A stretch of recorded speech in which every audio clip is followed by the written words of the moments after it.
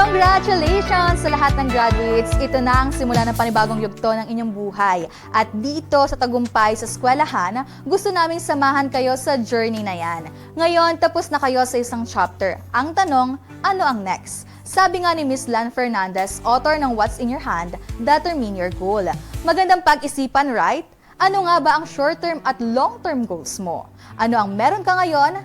Skills, knowledge, connection, na pwede mong gamitin para maabot ang goals na yon. Pero wag mong i-pressure ang sarili mo ha.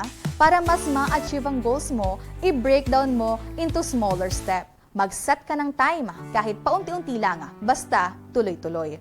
At pinaka-importante sa lahat, hayaan mong gumalaw ang Diyos sa buhay mo. Maniwala ka na with God's guidance and provisions, kahit imposible, posible.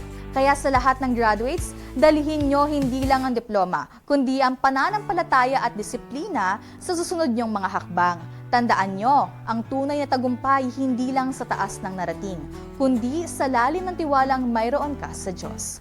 Welcome to a new journey and always choose the path of tagumpay with purpose. Ako po si Melanie Ocampo, ang inyong ka-tagumpay. Curious ka ba sa mga ibinahagi ko?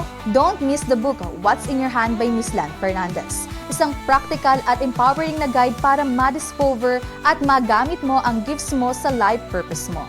Kung gusto mo magkaroon ng copy, madali lang. E-message ang Tagumpay It's All Good sa Facebook page para maka-order. Invest in your purpose. This book might just be the push you've been waiting for.